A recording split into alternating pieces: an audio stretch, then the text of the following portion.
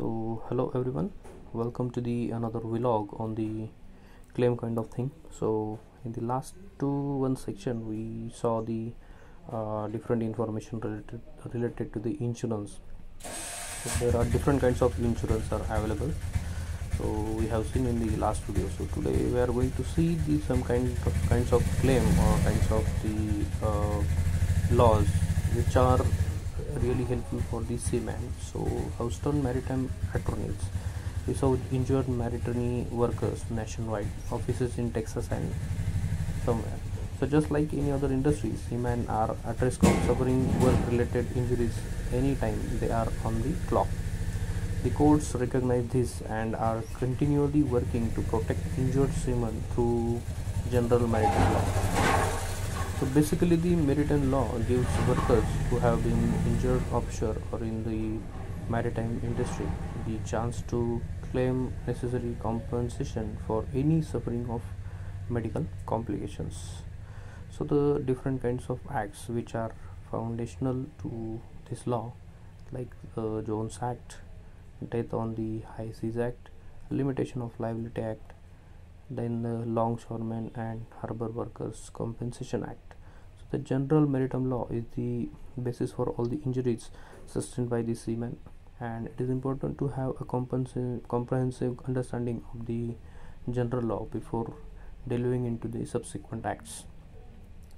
So different case results are there for this kind of law, so we can check out the different results. Like here we can see the top two, which are the $8 billion and $357 million. So one is a billion and one is a million. So the first one we will see that the top three largest jury verdict in US history. So Arnold and Aitken LLP tried a disparate case against Johnson & Johnson for failing to warn about one of the drug's most damaging side effects. So our skill, hard work and dedication resulted in the third largest jury. So this kind of thing is there. And the second one is related to the $357 million.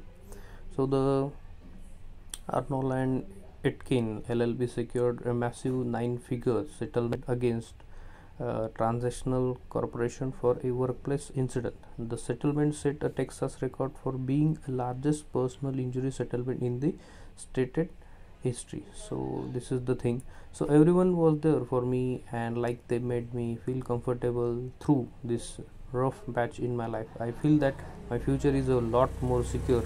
I will be able to make sure my kids are okay. I will be able to make sure my fans and I are okay.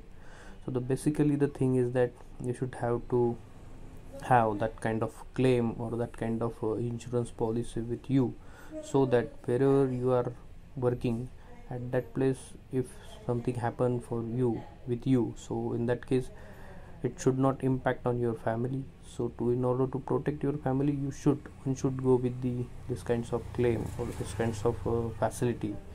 And this is the related to the maritime law, which is related to the seaman person basically.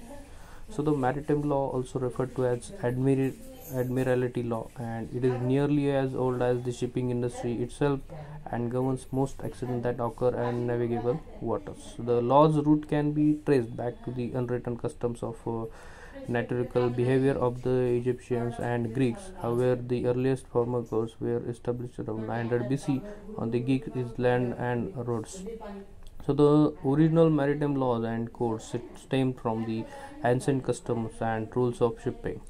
The concept of separate legal authority regulating maritime issues was brought to the west by Eleanor of Aquitaine, who learned of the concept when she accompanied her first husband, King Louis II, that is second Sander of France, to the Mediterranean on the second crusade. So these are the things. Though still based on industry standards and customs, maritime law is largely found in the US Constitution. So yes, this is the thing, that US Constitution, there we can find the large number of maritime law and treaties and international conventions, federal statutes, the general maritime law and other judicial decision, administrative regulations and customs. when does maritime law apply? When we can apply for this kind of law? So perhaps most obviously maritime law applies to events that occur on high seas. In other words, accidents that happen beyond the territorial waters of any country. Furthermore, maritime law applies to the territorial sea, which are waters within 12 miles of the shore. So these are the fundamental basics or the rules when we can apply for that kind of law. So one should go with the, or one should know the information about these kinds of law. So you can find out this information on this particular website, that is the arnoldkeen.com. So thank you for watching.